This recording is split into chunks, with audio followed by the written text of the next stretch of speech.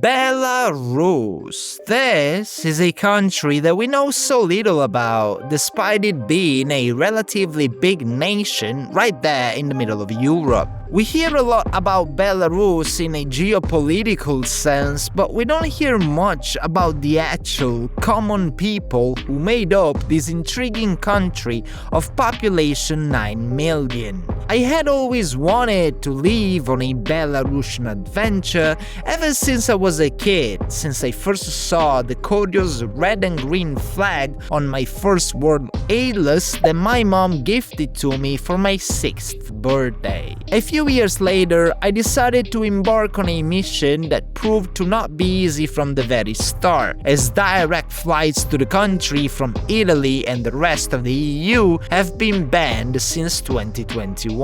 In my previous video, I flew to Tbilisi to catch a Belarusian government airline flight to Minsk, the capital of Belarus. In this video, I will try to make my way from Minsk airport to the actual city, to try and get a feel of life in one of the most mysterious cities of the continent. Alright, so I got convinced by a random guy here at the airport, which is one thing that I don't usually do because it's not the safest thing, but I don't know, where did he go now? Maybe he is a KGB agent in disguise. But yeah, instead of taking the bus, I agreed on jumping on a taxi just because it's not that much more expensive. Oh, he's even cleaning the window for me. Amazing. So I've asked him if I can film the landscapes outside of the window. So let's just go and see what we can find. It wasn't that expensive anyway, something like 50 Belarusian rubles. Wow, top service. Спасибо. Я обычно не беру такие такси, просто беру или Яндекс, или Uber. Они дешевле будут, да, логично. Машину, там может попасть непонятная машина. Вот наша. Посмотрел, да, Белавия. Снимал, фотографировал. Ну, музей. Музей, да. Wow, and now we're officially on our way to Minsk. We've officially left the grounds of Minsk International Airport, on our way to the Belarusian capital. The indigenous language of Belarus is Belarusian, which is a language that is extremely similar to Russian. As a consequence to the very intertwined history between Belarus and Russia, most people in Belarus rely on Russian as their first language. I am a linguist myself, as I've got a linguistic academic background, so this naturally came up in our conversation with the very polite taxi driver. Как вас зовут еще раз? Юрий. Окей. Меня зовут Давид, очень приятно. Давид? Да, можно Давид. На русском можно Давид. А на белорусском? Вы говорите на белорусском? Ну, разумею, ну так, okay. Не очень. Люди в основном разумеют, но все можно на русском, да? Приходится. Ну, И как жить в Беларуси? Нормально? нормально. Как в России? Потихонечку. Это хорошо. А кому сейчас легко, на самом деле? Ну да. Легко. If there is one period of history that is the most touchy for Belarusians more than others, it's without a shadow of a doubt World War II. The territory of Belarus back then was slightly different from the one that it is today, but overall the focus of Hitler's Barbarossa operation was indeed to march towards the center of the Soviet lands right via the territory of Soviet Belarus. That brought so much destruction, so many villages were burned, and the Jewish population of Belarus was decimated.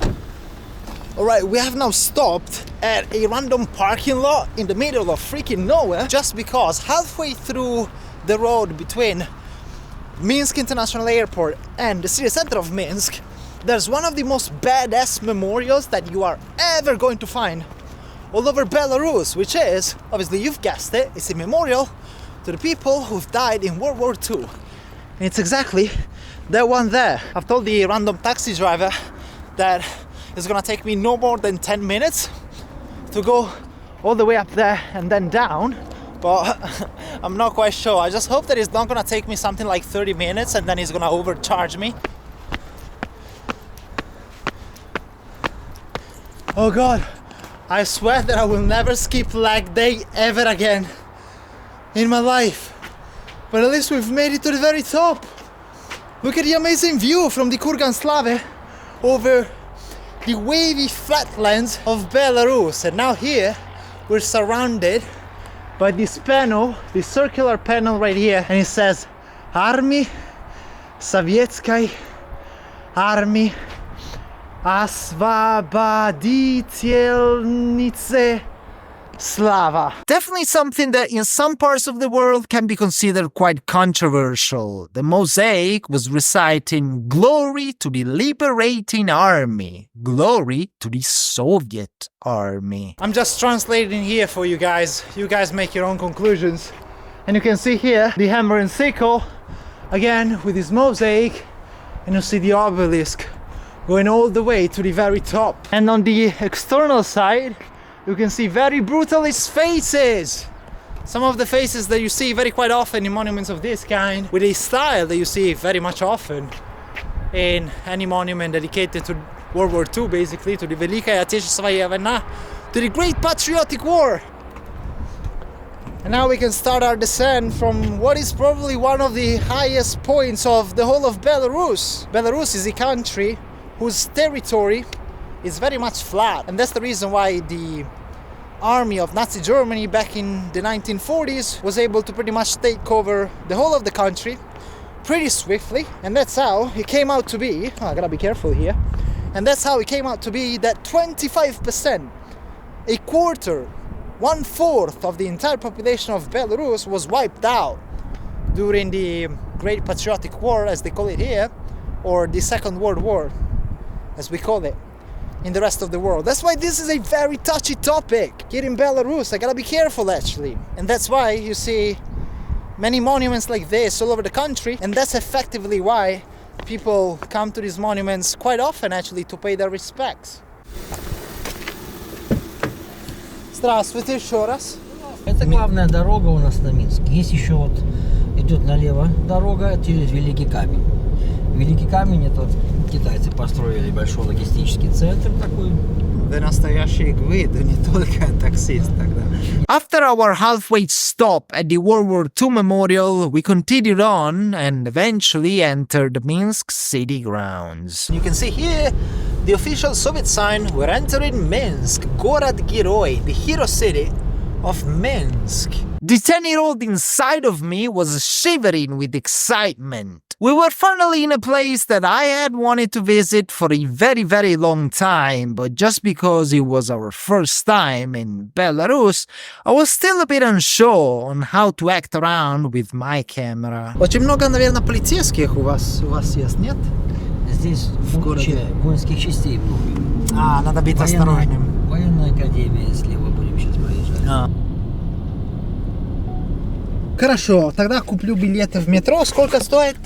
Ну, по-моему, 8 рубль 20, что ли, а в автобусе 80. Спасибо еще раз, до свидания. До свидания. I mean, I've asked the guy just to take me to the closest metro stop to the airport, but he insisted on taking me on a tour of the whole city, so I ended up spending like an hour with him. He was so nice, and he didn't overcharge me, but pretty much he brought me to the very center of Minsk. You guys can see the gates of Minsk, these two towers, overlooking the main street, the main pedestrian street of the capital of Belarus, and on this side, you've got the central railway station of Minsk. You guys can see here it says Чигуначный вокзал, which does mean central railway station. And I know that not because I know Belarusian, but because we've got the English translation over there. So I decided to make my way to the closest metro station because, one, I want to actually see what the metro stations of Minsk look like. And second, I'm hungry. So I think I'll just try and ride the metro for a stop or two and try and see if I can make my way to a place where I can actually have my first meal in Belarus. The name of this metro stop, where I was just about to lose my Belarusian metro virginity, was Plosha Lenina, which translated to Lenin Square. Quite a fitting name. Здравствуйте. Сколько стоит билет в вашем метро? Только один поезд. 90 копеек. О, спасибо вам большое. As is usually the case for most metros in post-Soviet countries, before going onto the platform, I had to go through security. As you guys could see, in order to get into the metro station, I had to go through security basically, because they had to scan my backpack and just check that it wasn't full of explosive bombs basically. Look, there's a random hammer and sickle. Wow, that's fun. And there's the metro train coming on one of these wagons, which are very reminiscent of the ones that you see in Moscow. You can see there you've got Победа, which means victory, with the colors of the Belarusian flag, some creative and some imageries from, again, the Second World War. As I said, it's a very big topic here, it's a very sensitive subject here, and on one of these very wagons right here, in a couple of minutes, I will jump on my first ever ride of the Belarus, of the Minsk metro station. I've only rode the metro for a couple of stops to one of the most central metro stations in Minsk, called Kastrychnitskaya. I was very hungry and eager to get back onto the surface for some very nice Belarusian food. Or rather, not quite. I made it back to the surface, and I swear to God, every single little corner of this city reminds you of the Soviet Union. It's crazy. It's even crazier than freaking Transnistria when we were there like a couple of months ago. You guys can see we've got this is literally the next stop from Plощad Lenina, from Lenin Square. And you can see that you've got this imagery right here. I think you guys can recognize this one, CCCP. SSSR, USSR. But anyway, the reason why I came back up to the surface is because it's finally time for us to have some lunch, some obiad. At first, I was indeed thinking that I would try some nice Belarusian food. But then I thought that my plan was to spend a few days in Belarus, so even if I didn't have a chance to try Belarusian food on the first day, I surely would have gotten the chance to do so later on in my trip. Since I was in the very center of the country, I wanted to analyze another aspect of Belarusian society, which was Western brands. Before coming to Belarus, I was under the impression that the vast majority of Western brands had left the country after 2022, just as they did in Russia, but I soon learned that that wasn't the case. As already from my taxi ride earlier on, I could see lots of logos of Zara and H&M and Burger King and KFC and so on and so forth. There was, however, one single brand that I knew for a fact had left Belarus: McDonald's. But I am utterly, incredibly disappointed in learning that, unfortunately here, McDonald's was not replaced by Вкусная точка. I was actually looking forward to trying myself some Вкусная точка for the first time in my life. However, here in Belarus, McDonald's was renamed to Me Открыты, which means we're open. That's the literal translation of Me Открыты. Let's have the first YouTube review of how the new version of McDonald's compares against the old one here in Belarus, shall we?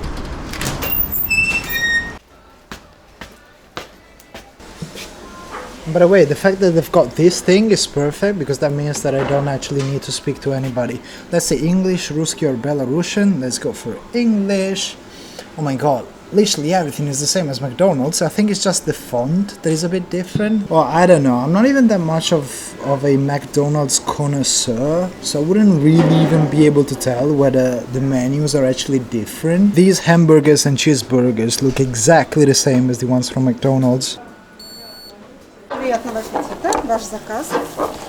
Спасибо вам большое. These chicken strips right here, they look and they taste exactly the same as the one from McDonald's. We've got an unbranded Coke, as you guys can see. We've got unbranded fries, which taste exactly the same as McDonald's. And here we've got a cheeseburger, and I'm pretty sure that looking at the font and just the general package of this, I think this whole thing, this package, is probably a leftover of the ones that they had when here, on the main prospect of Minsk, instead of this Me Открыты thing, they used to have a proper McDonald's. So not much changed, really. The only thing that I'm really happy that didn't change is the fact that I was able to pay by card. And indeed, I had brought some cash with me into Belarus just because I had read somewhere on the internet that international cards wouldn't work. But mine's did, as I later learned that card payment in Belarus, if you're a foreign explorer like me, tends to be a bit of a hit or miss. Apparently it depends not so much on your card provider, but rather on the bank of the merchant, and if it's sanctioned or not. Anyways, after lunch came the time to find out where I was going to spend the night. It was still early into the day, but my flight from Tbilisi had been an overnight one, so I was thinking of finding an apartment to rest for a couple of hours before continuing on with our exploration. The battery of my camera ran out while I was at the fake McDonald's, so I decided to find myself a place to sleep here in Minsk. Obviously, you can't use booking.com, you can't use Airbnb because both of them stopped operations in the Belarusian and Russian market after 2022. So I went on ostrovok.ru, which is basically the Russian version of booking.com, and I found myself this amazing apartment in the center of Minsk, and I absolutely swear this just has to be the greatest deal I've ever gotten in terms of accommodation. Let me show you, just because this place is massive. Starting from the entrance here, you guys can see we've got the toilet inside this bathroom here. We've got the kitchen. I've got the oven and the stove in case I want to prepare myself some Belarusian draniki later today. And here we've got the living room. So we've got one sofa here. We've got a second sofa there. We've got a nice TV where we can watch Belarusian state TV, and here we've got the bedroom with this nice green carpet, and here we've got the second bathroom with the shower, a nice jacuzzi, and you've even got an Italian bidet. It's kind of funny that it's completely on the opposite side of the apartment from the toilet. And the reason why I'm saying it's such a great deal, look at that, and look at my wrinkled shirt. The reason why I'm saying it's such a great deal is because for this, you guys are never going to believe this, but I've paid 80 Belarusian ruble, which is like 20 euros, and this apartment is massive in the very heart of the city. That's the other thing. This is Prospekt Nezavisimosti, so the very main prospect of the city of Minsk. This was really the cheapest apartment that I had ever gotten in my over 40 years of traveling around the globe. At some point, I was thinking that there must have been a catch. Maybe the apartment was bugged and I was being spied on. I've noticed that you can't actually open up this closet here, so maybe there are some spying devices inside of this thing. And also here you guys can see the shelf. We can't actually open it. I mean, there really isn't any handle, so I don't know, maybe there are some mics or some hidden cameras somewhere around here. I don't know. Let's risk it. After some rest, I went back out of the apartment to go and visit one of the top tourist attractions of Minsk and the whole of Belarus, strictly for us enthusiasts of brutalist artistic executions. And not only have I come out of my apartment, but the sun as well has come out from behind the clouds. Look, this day has turned into a magnificent day here in the capital of Belarus. We're just going for a walk for like a couple of hours here until sunset. You guys can see one other Western brand. You've got KFC. Can you guys recognize the logo and the face of this guy, Mr. KFC? And what is interesting about this KFC here, right in the middle, right in the center of Minsk, I should say, is that it sits right below this communist/socialist/Soviet relief that you guys can see here. What we've got here obviously is a depiction, a very brutalist depiction of the Soviet soldier who used to fight for Belarus, for their motherland, what, 80, 75 years ago? I've told you already that Minsk is absolutely full of Soviet/brutalist creative like this, and you can see your confirmation here in what I think is the most unbelievable combination and contrast. This is definitely the starkest contrast imaginable between the socialist world And the capital is one, with a KFC directly below. And after visiting the most Soviet KFC in the history of Soviet KFCs, I then headed to the largest square of the city. I went there because I knew that since this was the largest square of Minsk, this was also where I would have been able to find the largest Lenin statue of the whole of the country. It was a strategic object, which did make me kinda nervous when taking out my camera, if I have to be completely honest. And we have now made it to the main square of Minsk, which is called, I don't quite remember the name in Belarusian, but in Russian it's Ploshad Nezavisimosti, which basically translates to Independence Square, which is exactly the same name of the main square of Maidan in Kiev, in the capital of Ukraine. And this is what you get on the main square of Minsk. This is a place where probably I shouldn't be hanging around too much. I shouldn't be filming around here too much, because right behind me is the Houses of Parliament. You've got the Bielый Dom, you've got the White House. It's literally called like that because it's a house and it's white. And basically what you've got here is the very center of the country of Belarus, and in front of the most important building of the country of Belarus, which is the Houses of Parliament, you've got a statue of Vladimir Lenin, as you guys can see. You guys know that square in Pyongyang? I'm sure most of you have been to North Korea by this point, right? And you've got this square with the statues of Kim Jong-il and Kim Jong-un. Well, this is what pretty much this square reminds me of, with the statue of Lenin right in front of the Houses of Parliament. Well guys, I've showed you the square. I'm sure you can appreciate it. Now let's go somewhere else, shall we?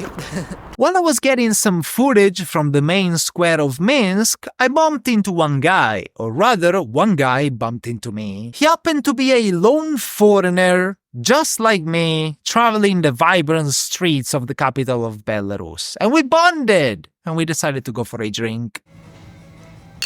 Cheers. Cheers indeed. So, ladies and gentlemen, you know, a few minutes ago when I was filming in front of the White Houses in front of the Houses of Parliament, well, there was one guy who at some point started approaching me, and I was like, oh fuck, this is it.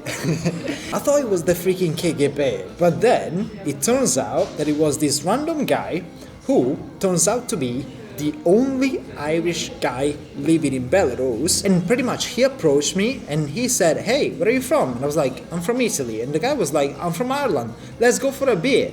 Guys, I kid you not, I'm literally now sitting at a pub with The Irish Partisan. He's got a YouTube channel as well. Maybe you guys even know about him. Well, it turns out I'm here in the middle of the afternoon here in Minsk, and I'm having some beers with the only Irish guy living in Belarus. Because that's what you are, right? You're the only Irish guy living in Belarus. That's pretty much it is, yeah. I came here in 2015, and around 2019 I began my own YouTube channel, which documents my life of living and working in Belarus. So the name of the channel is called The Irish Partisan, and it's about my life living and working here in Belarus. And it's quite a journey, to say the least, and it's good to meet you, Dave, as well, the famous Dave Legenda, who goes to places, exotic places like Vorkuta. It's a good place. Yeah, it's a good place. It probably is a good place, yes. This was a pretty random encounter, probably the most random encounter that I've ever had since I bumped into a Zambian student while walking the cold streets of Yakutsk in the middle of Siberia. Do you know any other Italians around Minsk? I haven't met any other Italians here, but I'm sure there are Italians living and working here in Minsk. Mm-hmm. There aren't many of them. You could actually count them probably on two hands, basically. Well, you can definitely count the number of Irish people in here on one hand, right? One, just the one. So would you mind telling me about how life in Belarus is, basically, just because we hear a lot about it in the West from the media and from TV, but you said that you've lived here for 8 years, which is absolutely insane. That's exactly right? Correct, yeah. Mm-hmm. Yeah. Life here is quite good, it's quite normal here, despite what's happening next door, our neighbours to the south. In Turkey, right? No, yeah. But it's quite normal here, it's quite safe. you know, I go out weekends with friends and nightlife and so on and so forth. I go to work and yeah. So what's your social circle? Is it mostly Belarusian people? Belarusians, yeah, Is there an expat group or something like that? No, it's all Belarusians. Oh, really? Belarusians, yeah, because like there are hardly any Westerners here, so obviously your social circle is going to be all Belarusians. So you've lived here for 8 years. So you've got your what? Residence permit? Yeah, I have a residency. I rent an apartment here. Have a job here. How does your apartment look like? I've got so many questions just because I've never met anybody who actually lives in Belarus, especially a foreigner. They're so interesting. It's a normal apartment that Belarusians live and rent in. You know, I live like a local. I drink like a local. I eat like a local. Some people say I even look like a local. But, you know. That is what? Sorry? That's the American pub there. Rock. Oh, wow. Guys, we've just been to the pub just to have a couple of beers. The place where we were at was called Beer Mania. So if you're ever in Minsk and you guys need a couple of beers to share with your Irish friend, go to that pub.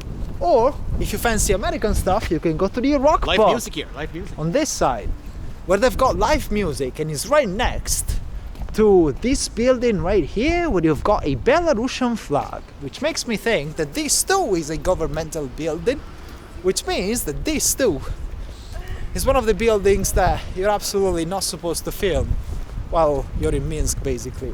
But there you go. Oh, this is the Ministry of the Economy of the Republic of Belarus. Wow. Interesting. Just as the sun was slowly approaching the horizon, I've decided to make one final stop. Before retreating back to the safety of my apartment, I decided to visit the old Soviet shopping mall of Minsk, the Univirmank. So I just said bye to the Irish Partisan. I'm here on the main prospect of the city of Minsk. He was a nice guy after all. Check out his YouTube channel. However, now, while I was walking back to my apartment here on the main street of Minsk, look at what I found. It says there, Univirmank, right in between the two Belarusian flags, one over there and one on that side. So let's try and go inside because I think it might be interesting. I would actually like to see what it's like inside.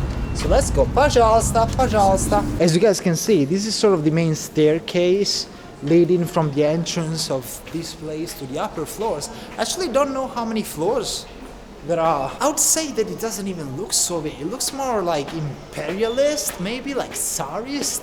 And OMG, it looks exactly like, oh, if you guys need your clothes, this is where you need to go. Oh, this is so nice. You've got a massive Belarusian flag with, wow, you've got the Belarusian coat of arms, you've got magnets, you've got these things right here, you've got a massive golden Belarusian coat of arms. This is definitely interesting. You've got some more Belarusian flags on this side as well, and you've got some more souvenirs. Do I actually want to gift some Belarusian souvenirs to some people back home? I'm not sure. I feel a bit nervous filming in this place. Yeah, okay, this is probably this is probably not the place for me. Collection of pantyhose. Pantyhose, which is such a weird English word that I only know about because it was made popular by the Eminem song, if you remember, The Real Slim Shady.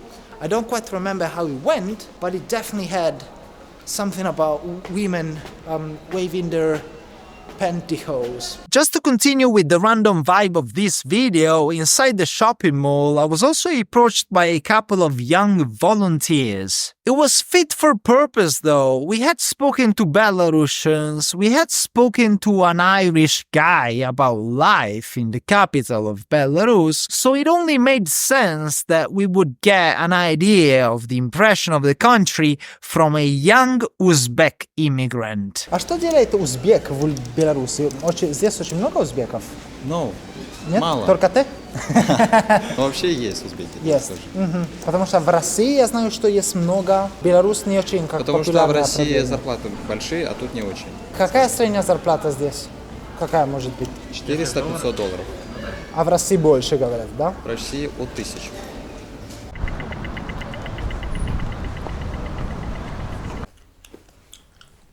Alright, so we're approaching sunset time here in Minsk, Belarus, and I guess it's about time that we should call it a day. First and foremost, because I'm knackered. I haven't slept at all last night, so I'm gonna call it quits now. And hopefully I'll be able to save some of the fantastic content that I'll be able to film from here, from Belarus, for the next video basically. So guys, I'll see you next time from somewhere else in Belarus. Peace!